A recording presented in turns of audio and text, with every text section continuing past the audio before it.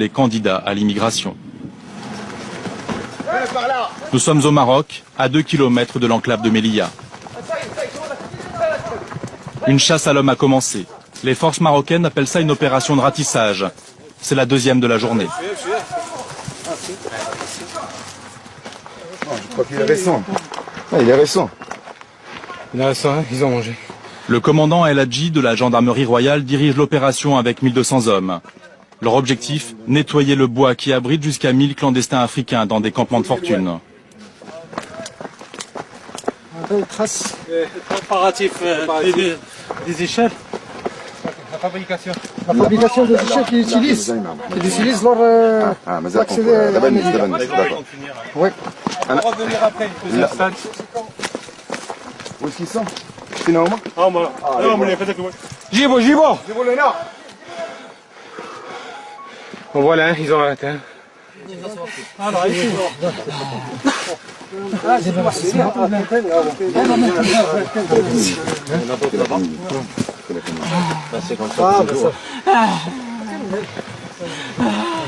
C'est le fatigué à cause de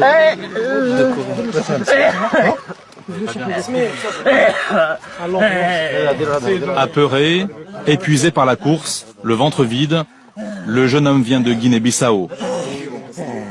Il a 16 ans. Plus loin, un autre se fait malmener. La présence de la caméra dérange. Doucement là-bas, doucement. Ah, Jibo, Jibo. Vous voyez comme c'est pas facile, ils profitent du terrain. Nous avons un autre dispositif, un autre groupe qui arrive de l'autre côté du Talvek. Et en plus, nous avons un dispositif d'accueil, de recueil de l'autre côté de la montagne. C'est une battue, quoi. Stratégie de la battue. C'est ça. Une vingtaine d'autres subsahariens vient de tomber dans les filets marocains. Certains d'entre eux préparaient depuis des mois le passage de la barrière.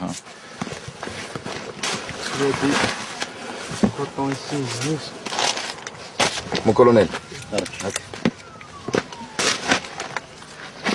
Les cartes de téléphone, Là, ils ont des téléphones, ils communiquent tout le temps.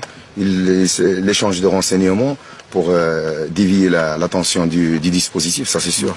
Lorsqu'on dit là, vous faites du travail, mais comme on le disait, ils vont sans doute revenir, ou essayer de revenir. Non, vous savez, il y a des réseaux qui les exploitent contre de l'argent. Donc automatiquement, même s'il a refoulé, il peut arriver jusqu'en Algérie ou au Mali, il a repris, il paye et le réseau le ramène. Ouais. Donc, Encore une arrestation. Un jeune homme s'est fait surprendre alors qu'il rentrait au campement. Tu es nouveau? Ça fait combien de temps que vous êtes? Sénégalais. Il est allé pour chercher du pain. Tu étais seul ou avec quelqu'un d'autre? Hein? Tu étais seul ou avec quelqu'un d'autre? On s'est quitté à Sénégal, arrivé en Algérie. En Algérie? À marche-pied. Oui. Marche-pied. Ici au Quitté Maroc? à Algérie, arrivé ici à Maroc. Maroc où? Oujda ou bien Oujda. Oujda. Oui. Et d'Oujda, je suis Nador. directement ici.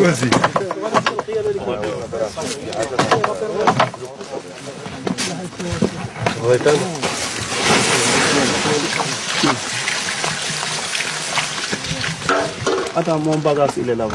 Pas de bagage, pas de bagage. pas de bagages. Pas de bagage. Vous abandonnez tout.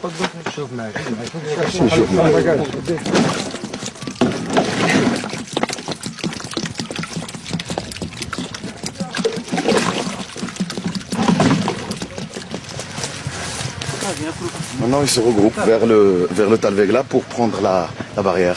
Ils se regroupent pour organiser un assaut. Il y a un rassemblement là ce soir? Ils essayent de se rassembler. Ils communiquent et ils essayent de se rassembler, mais c'est pas évident. C'est un bouclier, et normalement le bouclier est fait pour se protéger. Là, on protège l'Europe. Réellement, une collaboration. Voilà, l'un des deux qui a pris la fuite. Viens. Oui, l'autre, attention. Le jeu du gendarme et du clandestin est terminé pour ce soir. Au fil des mois, le Maroc est devenu le policier de l'Europe. Le gouverneur de Nador, la région frontalière de Melilla, s'est déplacé pour faire passer un message. Cette chasse aux clandestins coûte très cher au Maroc. C'est un calcul minimum. Ça nous revient à 100 € par personne et par jour. Par personne interpellée donc. Par personne interpellée par jour. C'est l'équivalent de 6 écoles primaires dans le milieu rural. C'est aussi soit 12 dispensaires, soit 12 foyers féminins, soit 114 km de pistes pour désenclaver le monde rural. L'Europe a promis 40 millions d'euros. Est-ce que vous l'avez reçu cet argent? Moi, en ce qui concerne la ville de Nador, moi je n'ai rien vu venir. Je travaille toujours avec les moyens du budget général, du budget provincial et de l'aide accordée directement par le ministère de l'Intérieur. Dans l'ambulance, nous retrouvons l'adolescent attrapé 2 heures auparavant. Le jeune homme souffre de maux de ventre. Quel âge? 16 ans. 16 ans. 16 ans. On doit le transporter à l'hôpital. Et c'est quoi? Il y a aussi une composante psychique. Il n'a pas accepté qu'il soit capturé. Tragique, cette chasse à l'homme que les autorités marocaines nous ont autorisé à filmer tourne parfois au drame. Lors de précédents ratissages, il y a eu des témoins, des médecins espagnols venus discrètement au Maroc pour soigner des clandestins victimes de violences. Tout cela me bouleverse, parce que je l'ai vécu de près. Quand ils ont vidé le bois de Gourougou au Maroc, on est parti les soigner dans la campagne, sous les arbres, à l'abri. Si on restait sur les chemins, si la police marocaine nous voyait, alors elle nous embarquait. Ils avaient des blessures incroyables. Certains s'étaient fait arracher les oreilles.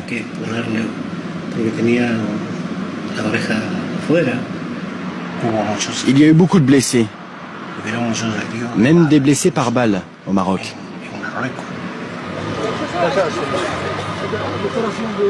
À 2 mètres des grillages espagnols, la course à l'Europe s'est interrompue ce jour-là pour 90 Africains.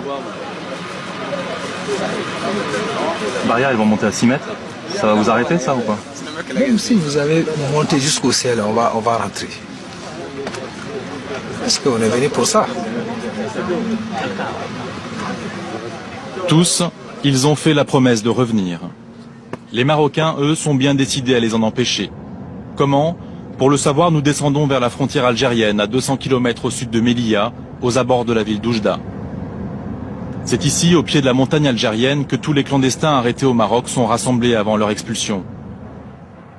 Oujda, c'est aussi le principal point d'entrée des immigrés. Ils viennent des camps de fortune qu'ils ont installés à Mania, à 30 km de là, en Algérie. Avant, ils se cachaient. Désormais, ils marchent en plein jour. Des hommes, des femmes et des enfants en bas âge. Pas de carte en main, juste un fil conducteur. Cette ligne à haute tension, ils le savent, elle mène à Melilla. Beaucoup n'y arriveront pas. Les Marocains font tout pour les arrêter sur la route.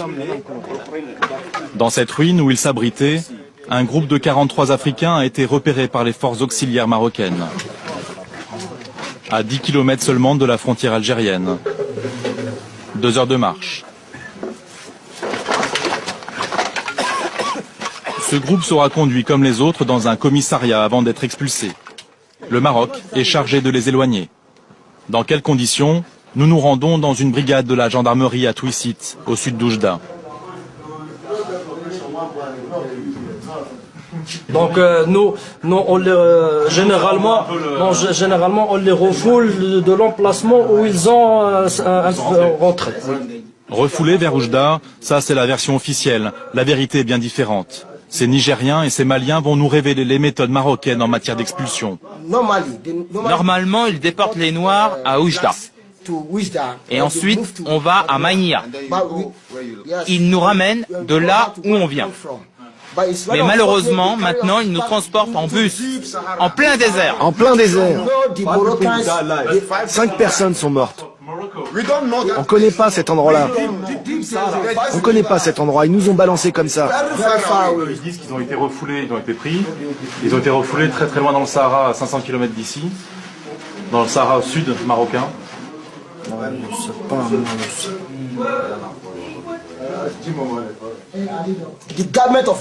Le gouvernement marocain ne peut pas dire qu'il ne sait pas où il nous a emmenés. Ils savent. Il y avait 9 bus. Dans chaque bus, il y avait 45 noirs. Alors faites vous-même le calcul. Voyez de combien de noirs je veux vous parler. Alors qu'ils nous disent qu'ils ne savent pas, ça c'est un mensonge. Les soldats algériens nous ont sauvés. Ils nous ont donné à manger, à boire, tout ce qu'il fallait. En principe, quand tu expulses les Noirs, tu dois les remettre aux autorités algériennes, en leur disant, voilà, c'est des Noirs, aidez-nous à les renvoyer chez eux. Ils ne peuvent pas nous laisser dans le désert, nous ne sommes pas des animaux. Ces bus qui expédient les clandestins dans le Sahara, nous les retrouvons devant le commissariat central d'Oujda. Voilà, on n'est pas criminel. On part en Europe pour gagner notre avenir. Notre avenir, c'est pour passer. Parce que nous, on est des pauvres. Mais les Marocains, ils nous ont traités mal. On nous est prisonniers. On ne nous donne pas à manger. Ça, c'est pas bon. Voilà, moi, mon mélote là. Ça, c'est pas droit de faire des mélotés un clandestin. Nous, on n'est pas volés, on n'est pas de criminels, on ne tue pas quelqu'un. Ça, c'est pas bon. Le convoi va partir. Les clandestins lancent un dernier cri de désespoir. On ne veut pas retourner dans le désert. 5 personnes sont mortes. Des amis, mes frères, ils sont morts. Ils nous ont tout pris, même notre argent, sans nous donner d'eau ni à manger. Ramenez-moi dans mon pays, par avion s'il le faut, mais ne me laissez pas dans le Sahara, je suis un être humain comme vous. Si vous voulez plus que je revienne, dites-le moi et mettez-moi dans un avion. Si vous voulez me tuer, alors vaut mieux encore me tirer dessus, tuez-moi et ce sera réglé.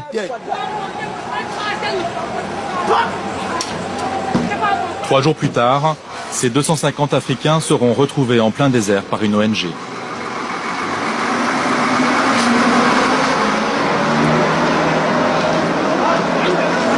J'ai une